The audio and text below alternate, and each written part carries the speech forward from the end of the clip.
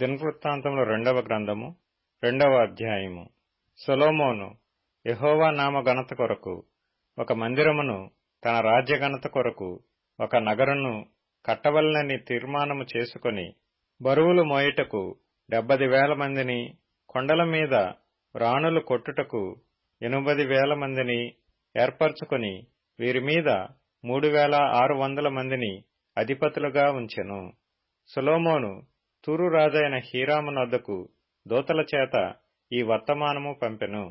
నా తండ్రి అయిన దావీదు నివాసమునకై ఒక నగరును కట్టతలిచి ఉండగా, నీవు అతనికి సరళమ్రాణులను సిద్ధము చేసి పంపించినట్లు నాకును దయచేసి పంపించుము.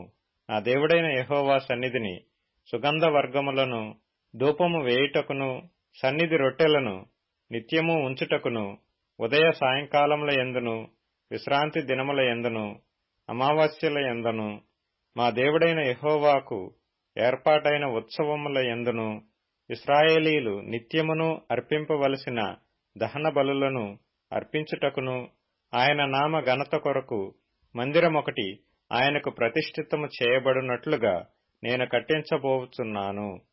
నేను కట్టించు మందిరము గొప్పదిగా నుండును. మా దేవుడు సకలమైన దేవతల కంటే మహనీయుడు గనుక ఆకాశములను మహాకాశములను ఆయనను పట్టజాలవు.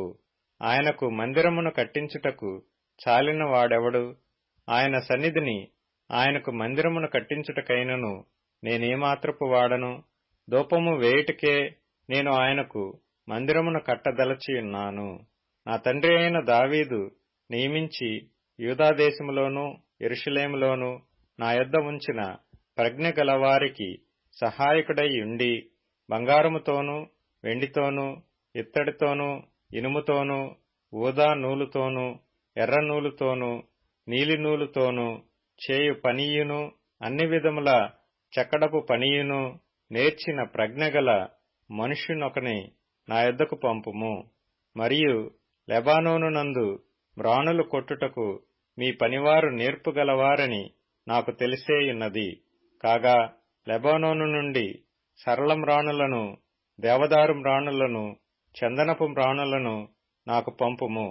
నేను కట్టింపబోవు మందిరము గొప్పదిగాను ఆశ్చర్యకరమైనదిగాను ఉండును గనుక నాకు మ్రాణులు విస్తారముగా సిద్ధపరచుటకై నా పనివారు మీ పనివారితో కూడా పోవుదురు. మ్రాణులు కొట్టు మీ పనివారికి 400 గరిసెల దంచిన గోధుమలను, 800 పుట్ల యవలను, 140 పుట్ల ద్రాక్షరసమును, 140 పుట్ల నూనెను ఇచ్చెదను. అప్పుడు తూరు రాజైన హీరాము సొలొమోనునకు వ్రాసి పంపిన ఉత్తరమేమనగా, యెహోవా తన జనమును స్నేహించి నిన్ను వారి మీద రాజుగా నియమించియున్నాడు. యెహోవా ఘనత కొరకు ఒక మందిరమును, నీ రాజ్య ఘనత కొరకు ఒక నగరును కట్టించుటకు తగిన జ్ఞానమును తెలివియు గల బుద్ధిమంతుడైన కుమారుని రాజైన దావీదునకు దయచేసిన భూమి ఆకాశములకు సృష్టికర్తయగు ఇశ్రాయేలీల దేవుడైన యెహోవా స్తుతినందునుగాక.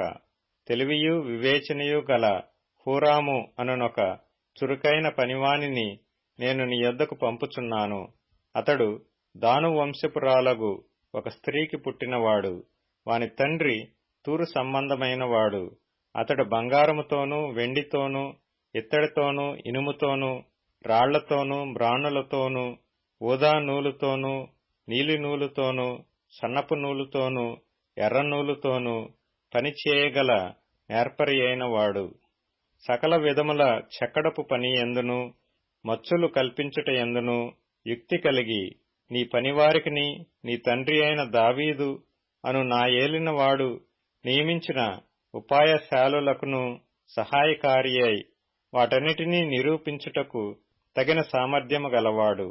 ఇప్పుడు నా ఏలినవాడు చెప్పియున్న గోధుమలను, యవలను, నూనెను, ద్రాక్షరసమును నీ సేవకుల చేతికిచ్చి వారిని సాగనంపిన ఎడల, మేము నీకు కావలసిన మ్రాణులన్నీయు లెబానోను నందు కొట్టించి వాటిని నీ కొరకు సముద్రము మీద తెప్పలుగా యొప్పేకు కొని వచ్చెదము. తరువాత నీవు వాటిని యెరూషలేమునకు తెప్పించుకొనవచ్చును అని వ్రాసెను. సొలొమోను తన తండ్రి అయిన దావీదు ఇశ్రాయేలు దేశమందుండిన అన్ని జాతి వారినందరినీ ఎన్నిక వేయించిన ఎన్నిక ప్రకారము వారిని లెక్కింపగా వారు 1,83,600 మంది అయిరి.